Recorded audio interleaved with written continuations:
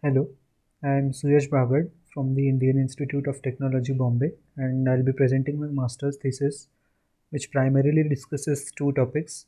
First is the proof of reserves protocol with shorter proof sizes for Mimble-Wimble, and second is a method to estimate upper bounds on the amounts in Mimble-Wimble. The basic outline would be as follows. First, we'll discuss about the proof of reserves protocol, which we have designed, which we call as Revelio BP, and we'll compare it with the existing state of the art proof of reserves for Mimblewimble, which is Revelio. Our focus will mostly be on underlining the performance trade-offs and implementation details. Second thing I'll be talking about is the confidentiality of amounts in GRIN, which is a graph-based analysis we have designed for the GRIN blockchain, and both of the works have been presented at respective conferences. Going forward with the proof of reserves protocol, so first we'll discuss Revelio, which is the current state of the art proof of reserves for Mimblewimble. In Revelio, let's say the green dots are the exchange owned outputs, which and the set of them we call it as C own. Each output on the Grin blockchain, or to be more general, each output in Mimblewimble is a Peterson commitment for an amount A, which is a 64-bit non-negative integer and a scalar factor k. We define the output as g power k times h power a, where the discrete log relation between g and h is not known. Here k serves as the secret key and a is the amount. Peterson commitments are homomorphic, perfectly hiding, and computationally binding. Homomorphic means that given two Peterson commitments C1 and C2 to amounts A1 and A2, if we compute the quantity C1 times C2, the new quantity will be a Peterson commitment to amount A1 plus A2. Perfectly hiding means that given a Peterson commitment to an amount A, no adversary, irrespective of what computational power he possesses, he cannot find out what K or A is. Computationally binding means that once a prover commits to an amount and publishes a Peterson commitment C, later he cannot change the amount in that particular commitment. And for any output which is present in the C own set, it implies that the exchange knows the secret key K. The basic idea behind Revelio is simple. Revelio tries to build a anonymity set, C anon, where the green ones are the exchange owned outputs and the orange ones are the cover outputs, and we index them. And for each output in the anonymity set, we publish the tags I1 to IN, where we define the tags as if CI, if the output belongs to the C own, belongs to the exchange, then we define it as G1 par KI times H par AI, where KI and AI are the respective secret keys and the amounts respectively. And if the output does not belong to the exchange, we define it as G1 par Y1, YI. So the base G1 also is assumed, it is assumed that the discrete log relation between G1, G and H, any two of them is not known. And we define yi as a scalar output of a hash function. Along with this, we publish a Peterson commitment to the total assets, which can be computed as the total product, as the product of all the tags. So if you see, if we take the product of all i's, the exponent of h will have the sum of amounts which belong to the exchange, and therefore this becomes a Peterson commitment to the total assets. Along with this, we give a non-interactive zero knowledge proofs sigma I. So we give n proofs, each of size scalar, each of size 5 scalars, and we denote the non-interactive zero knowledge proofs in this form. First part is the secrets, and the second part is the statement which we are trying to prove. So this non-interactive zero knowledge proof means that we prove to any verifier that we know these secrets given these relations between the secrets. So these quantities are public, Ci, G, H, II, etc., while the alpha, beta, and gamma are the secrets. So the first part in the statement corresponds to the case where the output is owned by the exchange, and second part corresponds to the case when the output is not owned by the exchange. Last part here is that the yi is defined in such a way that because it needs to be a deterministic function of ci, because over multiple Revelio proofs we want yi to be the same for the same cover addresses. Moving forward, now the proof size of Revelio is n plus 1 elements in the group and 5 scalars. So going back, here we can see we have these n elements in G, one element again in G, and 5 scalars and n such proofs, so 5n scalars in total.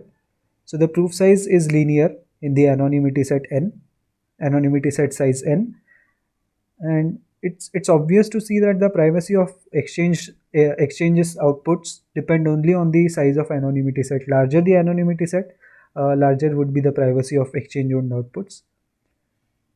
But of course, we cannot set the anonymity set. We cannot extend the size of anonymity set beyond a particular limit because the proof size scales linearly, and it won't be a scalable strategy to use an anonymity set uh, which is very large.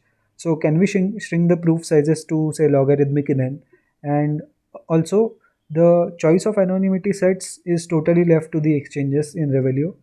So can we come up with a protocol which links the blockchain state with proof of reserves to ensure that the anonymity sets of different exchanges are same for a given particular blockchain state. These are the two problems which particularly Revelio BP solves.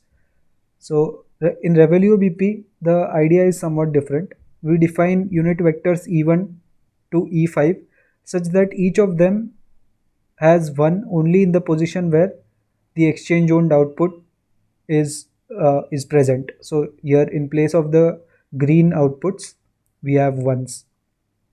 Along with that, we have the secret key vector or the blinding factor vector, which consists of all the secret keys of the exchange owned outputs. Along with this, we publish S tags. Here note that in the previous case we had n tags, but here we'll publish only S tags, where S is the number of secrets owned by the exchange. So here the exchange owns 1 2 3 4 5 outputs, so S will be 5. And we also will publish a commitment to the total assets, which uh, which is similar to what we had seen previously. Along with that, we give a single non-interactive zero knowledge proof of this form. So the secrets are two. First is the secret key vector, and second is matrix E, of which these E1 to E5 are the rows, and the relation between the secret keys remains something similar to what we had seen previously. So this C vector is the vector of these commitments C1 to C13, and the tag is defined somewhat differently. The base here is changed, and the base here depends on time t. Now we'll see how this helps in reducing the proof size. So we can simplify the two constraints using a scalar u. So first we see that we can eliminate the amounts and get a single relation of this form, and then combine all of these relations for all j going from 1 to s using these scalar powers, and we get a relation of this form where we have some inner product relation in the exponents, and all the secret vectors here are present in the exponents, while the base vectors, the elements of base vector are all public. So we now use the inner product argument, which is of this form, where given secret vectors a and b, we can prove the knowledge of secret vectors a and b given a Peterson vector commitment to these secrets A and B, and the inner product of secret vectors A and B. So we use this inner product argument to come up with a proof size which is logarithmic in the secret vector size. Going from this step to this step is a bit involved, and we won't discuss it in this presentation. So the Revelio BP proof size shrinks to logarithmic in n because of the inner product argument, and the first term is to accommodate the tags which we reveal. Along with that, we also have 5 scalars, and just to recall, the Revelio proof size was n plus 1 in G and 5 scalars. So this is linear in n and this is logarithmic in L. Now we have implemented Revelio BP in Rust over SecP256 curve and we compare the performance with Revelio. Now if we plot the proof size of Revelio and Revelio BP versus the size of anonymity set for a constant own set size S, we see that the Revelio proof size increases linearly while the Revelio BP proof sizes increases very slowly, which is logarithmic in n. However, as we had seen, the proof size of Revelio depends on S as well as n, while that of Revelio depends only on n. So for a given n, if we plot the proof size versus the secret own set size S, we see that the Revelio BP proof size increases linearly with S, while Revelio proof size remains the same. But as a rule of thumb, typically Revelio BP proof sizes are around an order of magnitude or 2 orders of magnitude smaller than that of Revelio. Now, if we plot the running time of Revelio and Revelio BP versus the size of anonymity set for a constant S, so here we have 4 plots. The yellow one is the Revelio BP generation time, and the light yellow one is the Revelio BP verification time, and the 2 blue ones are for Revelio generation and verification respectively. So the Revelio verification and generation almost overlap because they are almost the same generation and verification times. However, the proof generation of Revelio BP is around 2 times smaller as compared to that of Revelio generation.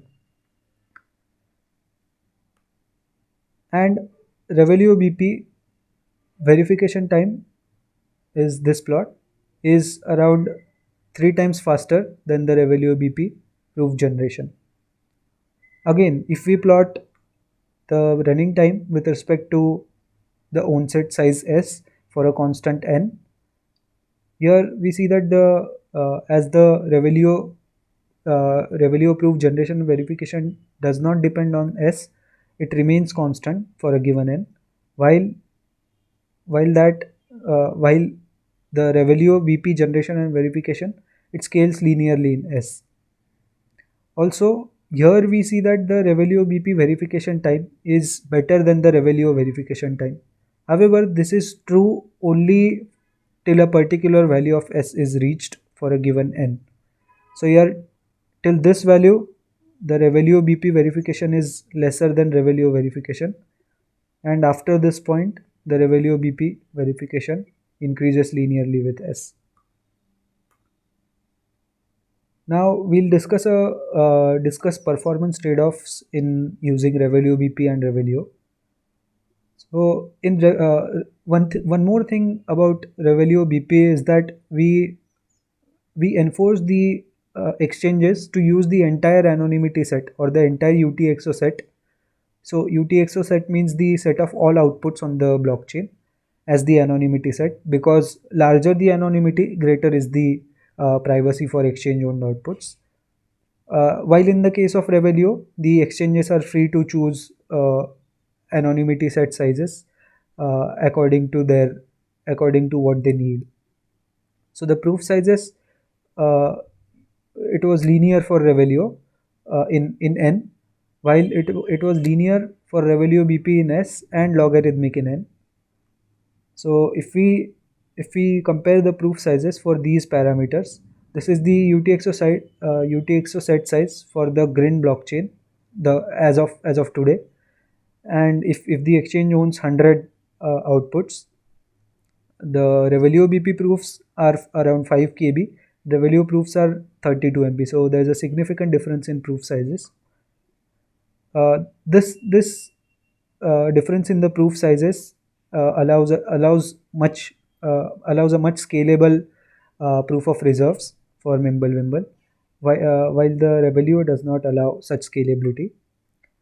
Also, we account for the blockchain state in case of Revelio BP as compared to Revelio.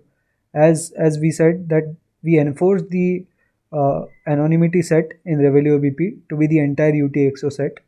So the exchanges using Revelio BP, different exchanges using Revelio BP have to, at a given point of time, have to use the same anonymity set.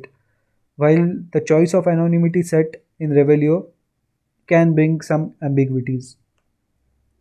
Further, both of them provide output privacy, which means that given Revelio BP and Revelio proofs, multiple Revelio BP and Revelio proofs, uh, an adversary cannot figure out which addresses or which outputs actually belong to the exchange. Inflation resistance means that an exchange cannot inflate its assets beyond the sum of AIs, as we had seen previously, and which both of the Revelio BP and Revelio provide.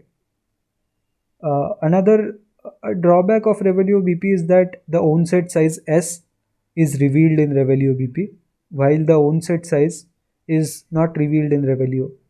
So although this might sound like a drawback, but it is easy to alleviate this, as the exchanges can use some padding uh, outputs to hide their own set size, to hide their actual own set size. Running times, as we saw, uh, it is linear in n for Revelio, and it is linear in s times n for Revelio BP. So for the same set of parameters, if we compare, the proof generation for Revelio BP and Revelio is respectively 164 and 34 minutes, so around, so 5 times slower Revelio BP, and the proof verification is around 2 times slower with 68 minutes and 34 minutes respectively.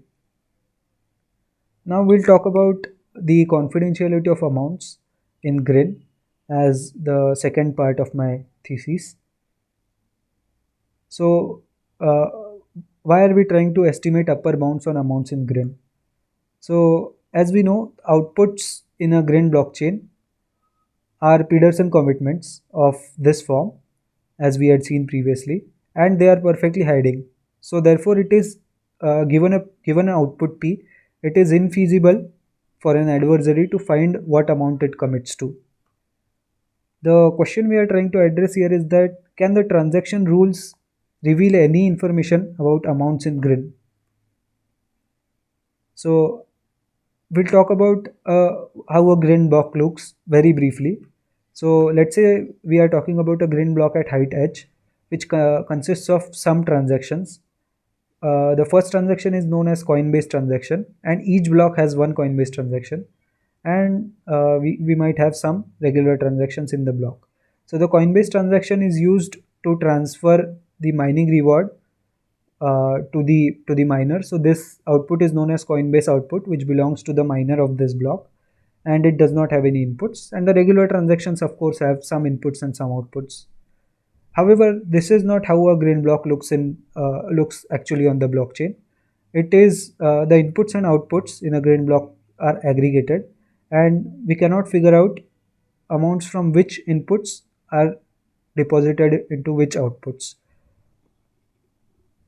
One more thing to note here is that, let's say if the output which is generated in regular transaction 1 is itself being spent in regular transaction 2, so O3, if O3 is equal to O5, we don't need to actually have them in the block, because they anyway won't affect the balance balance of amount equation, by which I mean that the total amount present in the inputs must be equal to the total amount present in the outputs plus the fees which are paid to this output, since we want to ensure that no new money is being created. Therefore, we can just drain these two quantities off, and the final block will look something like this, which has some inputs, some regular transaction outputs. So we call these outputs as regular transaction outputs, and this as a Coinbase output. Each block has one Coinbase output. The main idea we are trying to address here is that the amounts in these Coinbase outputs is known and is equal to 60 grin in each of the Coinbase outputs. So we are trying to see that does this reveal any information about what amounts could be present in the regular transaction outputs. So let's say we have three blocks at block heights h1, h2, h3, and suppose the Coinbase output in block h1 is being spent in block h2. Therefore, the amount in this will be equal to whatever is the amount in this, which is equal to R plus FH1, where R is the constant mining reward, which is 60 grins, and FH1 is the total fees paid for mining this block.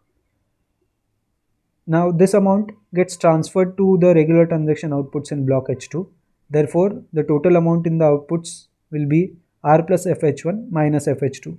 Here we subtract the term FH2 as we need to pay some fees to for inclusion of this transaction in this block H2.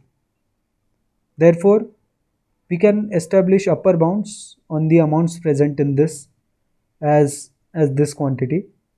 This is because the amount in each outputs is a non-negative quantity. Therefore, we can establish an upper bound on what amount could be present in these regular transaction outputs in block H2. Similarly, now if a Coinbase output of block H2 and a regular transaction output of block H2 are being spent in block H3, then we can estimate the total upper bounds on amounts present in these regular transaction outputs in H3. And the expression comes out to be something like this. So the total amount present in these outputs is 2 times R plus FH1 minus the fees of this block. If we just simplify this, so therefore the upper bound also becomes the same quantity on the amounts present in these outputs. And if we simplify the expression to have three terms, so the first term is the total block reward of block H1, second term is total block reward of H2, and we subtract the fees in blocks H2 and H3. So the reason for doing this in a general case is that we want to establish we want to design a general strategy to compute what are the donor Coinbase outputs of each block. So for this block, these two are the donor Coinbase outputs from which the funds into these outputs are coming. To automate this process of calculation of upper bounds, we model the Grin blockchain as a directed graph, where we define the nodes to be all the blocks along with the Coinbase outputs, and we define edges in two ways. First one is that if a Coinbase output in block V1 is being spent in block V2, then we draw an edge between blocks V1, nodes V1 and V2. Second is, let's say at least one regular transaction output of block V1 is being spent in block V2, then again we draw an edge between V1 and V2. So to continue our previous example, we had three blocks H1, H2, H3. So we'll have 6 nodes because each block is modeled as a node, and each Coinbase output is also modeled as a node. So Coinbase outputs are shown in green, and the blocks are shown in orange. So the Coinbase output from block H1 was spent in H2, and the Coinbase output of block H2 and the regular transaction output from H2 was spent in H3. So we will now calculate the flow upper bounds using the directed graph we just defined. We define the notion of a donor Coinbase output formally as a vertex C, which belongs to the Coinbase, which is a Coinbase vertex. If there is a directed path from C to a given block B, then we say that this particular node or vertex is a donor of block B. So to give a real life example, let's say we consider block 1499 from the Green blockchain, and we trace back the source of all of its inputs. So the inputs in this block were generated in these four blocks, and we continue to go on until we find Coinbase outputs. So the Coinbase outputs act as a stopping condition.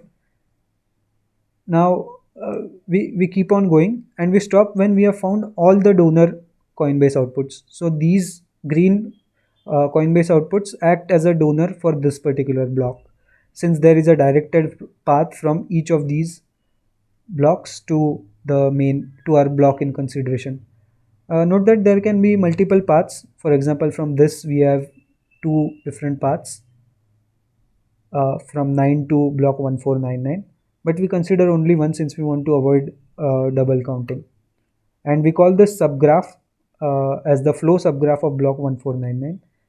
And the amounts in regular transaction outputs in this block then becomes 7 times R, because we have these 7 donor outputs plus the fees in all the donor outputs. Then we subtract the fees in all the orange blocks, because as we described that for funds to be transferred from this block to this block, it has to pass through some blocks in which it has to pay some transaction fees. So the results, we analyzed the regular transaction outputs for around 612,000 blocks till March 17. And to understand what exactly these upper bounds mean, we define a quantity known as flow ratio, which is defined as the computed upper bound of a regular transaction output divided by the trivial upper bound. So the trivial upper bound for any RTO present at block height h is the total grain supply until this point of time. If we plot the flow ratio versus the block height, here we see that the if the flow ratio is close to 1, which means that we gain no new information about the amounts in the RTOs, while if the flow ratio is close to 0, it means that the amount present in that particular RTO is very small. So we see that for most of the blocks, for most of the RTOs in the blocks, the flow ratio is very close to 1. So around 88% blocks have flow ratio greater than 0.9. And however, these we have a few dots here which have a flow ratio significantly less than 0.5. So to give a few numbers, here 6.6% of the total blocks after the block height 1 lakh have flow ratio less than 0.5. One more pattern we observe here is if we zoom this part of the plot, we get a pattern of flow ratio, which is kind of a jagged pattern. The exact reason for this kind of behavior is not yet clear and needs more investigation. Now, if we plot a histogram of the flow ratio for URTO set, URTO essentially means that for unspent regular transaction outputs, we again see that the flow ratio for most of them is very close to 1. However, there are a very few. So again, to give a few numbers, 95% of the 110,000 URTOs have flow ratio greater than 0.9. However, there are a small percent of URTOs, like around 1000 URTOs, which have an upper bound less than 1800. So this 1800 is relatively a small number, because this means that this is essentially equal to the amount of grain minted in 30 minutes. So our conclusion is that confidentiality of most URTOs is preserved. However, amounts in very few URTOs we found out to be in a very narrow range. So although the Pedersen commitments are perfectly hiding, that is no adversary can find what amounts are hidden in Pedersen commitments. The transaction structure itself could reveal some information about the amounts. One more thing to note here is that the linkability in inputs and outputs. So as we saw, the transactions in blocks are aggregated, However, it is theoretically possible to to establish linkability in inputs and outputs, which could be leveraged to form compact upper bounds. And as Boniro and Beam also has Peterson commitments, it would be interesting to design such analysis for Beam and Monero. Lastly, I am attaching some references if anyone wishes to dig any further, and I'll be happy to answer any questions. Thank you.